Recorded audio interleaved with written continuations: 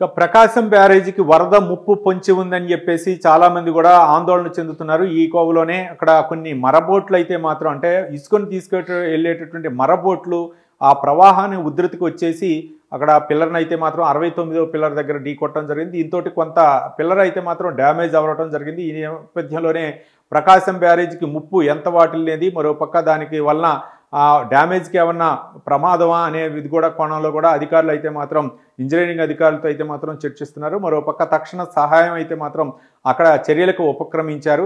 మరోపక్క మరబోట్లను కూడా దూరంగా అంటే వాటిని తీసేసి అంటే ఆ గేట్ల దగ్గర అడ్డుకున్నటువంటి ఆ మరబోట్లను అయితే మాత్రం తీసే విధంగా అధికారులు అయితే మాత్రం చర్యలు చేపడుతున్నారు.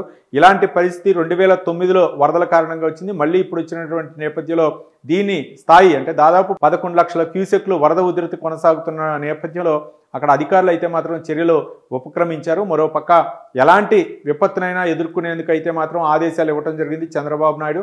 మరోపక్క ఆ ప్రకాశం బ్యారేజీ దగ్గర కొనసాగుతున్నటువంటి వరద ఉధృతి కారణంగా ప్రకాశం బ్యారేజీపై వాహనాల రాకపోకలను అయితే మాత్రం పూర్తిగా నిషేధించారు. పోలీసు యంత్రాంగం అవ్వచ్చు, లేకపోతే రెవెన్యూ యంత్రాంగం అవ్వచ్చు, అక్కడైతే మాత్రం కట్టుదిట్టమైన భద్రతా చర్యలు అయితే మాత్రం చేపట్టడం జరిగింది. ఇంకా వరద ఉధృతి పెరిగితే ఏంటి, ఎలాంటి చర్యలు తీసుకోవాలనే అంశాలపై కూడా చంద్రబాబు నాయుడు ఆదేశాలు ఇవ్వడం జరిగింది. మరోపక్క ప్రజలందరూ కూడా అలర్ట్గా ఉండాలి, ఎలాంటి విపత్తునైనా సరే అక్కడ అధికారులు అవ్వచ్చు, లేకపోతే పోలీస్ సిబ్బంది అవ్వచ్చు, అందరూ కూడా ఈ యొక్క విపత్తుని ఎదుర్కోవడానికి ముఖ్యంగా ప్రజలకి సహాయ సహకారాలు అందించడానికి సిద్ధంగా ఉన్నటువంటి నేపథ్యంలో ప్రజలకి సహాయ సహకారాలు అందించాలి. కాబట్టి ఈ యొక్క సమన్వయం చేసుకుంటూ ఆ అధికార యంత్రాంగాన్ని ముందుకు తీసుకెళ్తున్నారు. మరోపక్క ప్రకాశం బ్యారేజీలో ఏదైతే ఇబ్బందికర పరిస్థితి ఉందో దాన్ని నివారించేందుకు అక్కడ అధికారులు అయితే మాత్రం తక్షణ చర్యలు చేపడుతున్నారు. మరోపక్క అక్కడ ఏవైతే ఢీకొన్నాయో మర బోట్లు వాటిని తొలగించే ప్రయత్నం అయితే చేస్తున్నారు. పై ప్రవాహం ద్వారా ఉధృతమైనటువంటి ప్రవాహం ద్వారా ఆ మర బోట్లు అయితే మాత్రం వచ్చి అంటే ప్రకాశం బ్యారేజ్ గేట్ల ద్వారా వెళ్ళటానికి ఉన్న తరుణంలో అవి పిల్లర్ని ఢీకొనడంతో ఈ డ్యామేజ్ ఏర్పడింది.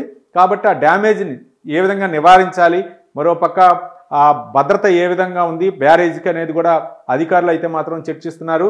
ఎలాంటి విపత్తునైనా ఎదుర్కోవడానికి సిద్ధంగా ఉన్నారని చెప్పేసి అధికారులు చెప్పడం జరిగింది. మరోపక్క అధికారులను సమన్వయం చేసుకుంటూ ప్రజలకు ఎలాంటి ఇబ్బంది కలగకూడదని చెప్పేసి చంద్రబాబు నాయుడు ఆదేశాలు అవైతే మాత్రం సత్ఫలితాలు ఇచ్చాయి. బ్యారేజీకి ఎలాంటి ముప్పు లేదని చెప్పేసి అధికారులు చెప్పడంతో అందరూ కూడా ఊపిరి పీల్చుకున్నారు.